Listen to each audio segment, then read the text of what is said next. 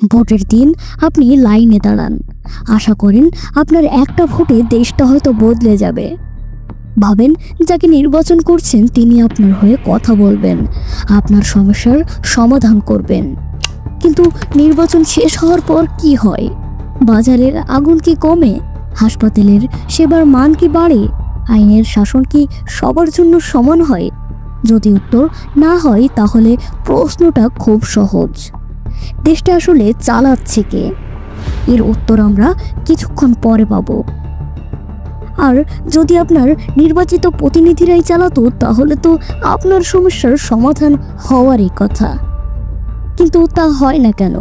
কারণ চালকের আসনে এমন কিছু মানুষ বসে আছে যাদেরকে আপনি ভোট দেননি, চেনেন না। আজ আমরা কোনো গল্প বলবো না, আমরা সরাসরি সেই চালকদের চিহ্নিত করব যাদের আপনি প্রতিদিনের জীবনে অনুভব করছেন।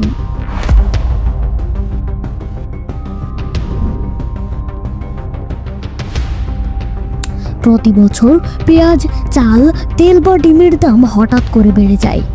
আমরা সবাই তখন একটা শব্দ শুনি, সিন্ডিকেট। সিন্ডিকেটের কবলে বাজারে নিয়ন্ত্রণ হারিয়েছে সরকার। বলা হয় এই সিন্ডিকেটের কারণেই দাম বাড়ছে।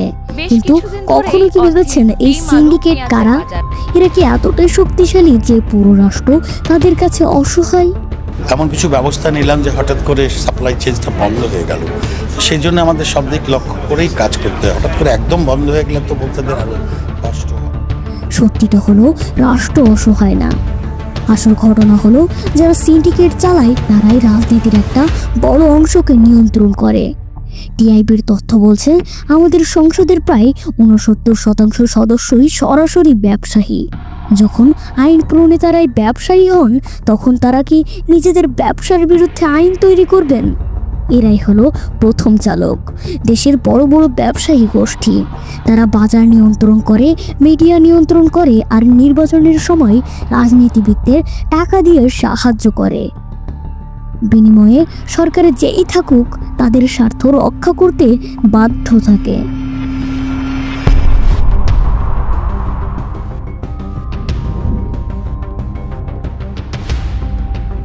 আপনি আপনার এলাকায় এমপির কাছে একটা কাজের জন্য যান।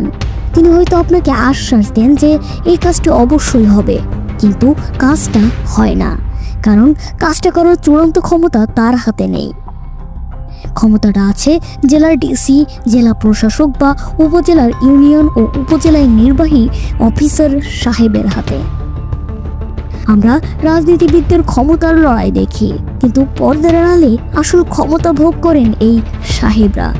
তারাই দেশের আইন কানুন বানান, তারাই ঠিক করেন কোন প্রকল্পে টাকা দেওয়া হবে আর কোনটা নেওয়া হবে। সরকার বদলায় কিন্তু এই আমলাতন্ত্র বদলায় না। এরাই হলো দ্বিতীয় চালক, দেশের স্থায়ী আমলাতন্ত্র।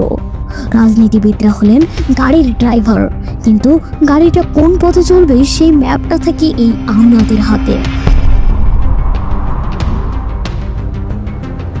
দেশের যখনই কোনো বড় রাজনৈতিক সংকট হয় বা নির্বাচন ঘনিয়ে আসে তখনই দেখবেন ঢাকায় বিদেশি রাষ্ট্রদূতের দৌড়ঝাঁপ বেড়ে যায়। তারা বিভিন্ন রাজনৈতিক দলের সাথে বৈঠক করেন। কিন্তু কখনো কি প্রশ্ন জেগেছে আমাদের দেশের নির্বাচন বা আভ্যন্তরীণ রাজনীতি নিয়ে তাদের এত মাথা ব্যথা কেন? কারণ তাদের স্বার্থ আছে, তাদের দেশের ব্যবসায়ীরা এখানে বিনিয়োগ করছে, তাদের নিরাপত্তা সংক্রান্ত উদ্বেগ আছে, এই অঞ্চলে তাদের প্রভাব বিস্তারের প্রতিযোগিতা আছে। তাই তারা নিশ্চিত করতে চায় ঢাকার ক্ষমতায় বা যে কোনো জেলার ক্ষমতায় যেই থাকুক সে যেন তাদের বন্ধু হয়। তারা ঋণ, সাহায্য বা নিষেধাজ্ঞার ভয় দেখিয়ে তাদের চাওয়া পাওয়া আদায় করে নেয়। এরাই হলো তৃতীয় চালক। প্রভাবশালী বিদেশি রাষ্ট্রগুলো তাদের ইচ্ছার বিরুদ্ধে গিয়ে বাংলাদেশের মতো দেশের পক্ষে বড় কোনো সিদ্ধান্ত নেওয়া প্রায় অসম্ভব। সব কিছু জানার পর আপনার মনে এখন প্রশ্ন জাগে, তাহলে চালকের আসলে কে? দেশ চালায় এই ব্যবসায়ী, আমলা আর বিদেশি শক্তির একটি অদৃশ্য জোট। এরা কেউ একা কাজ করে না। ব্যবসায়ী টাকা দিয়ে রাজনীতিবিদকে কেনে, রাজনীতিবিদ ক্ষমতায় গিয়ে আমলাকে ব্যবহার করে ব্যবসায়ীর স্বার্থ রক্ষা করে, আর এই পুরো সিস্টেমটি টিকে থাকে বিদেশি শক্তির সমর্থনে। এই খেলায় আপনার বা আমার কোনো জায়গা নেই। এখন আপনার কাছে প্রশ্ন, যদি এই জোটই দেশ চালায় তাহলে আপনার দেওয়া ভোটের মূল্য আসলে কতটুকু? আপনার বাস্তব অভিজ্ঞতা থেকে উত্তর দিতে ভুলবেন না।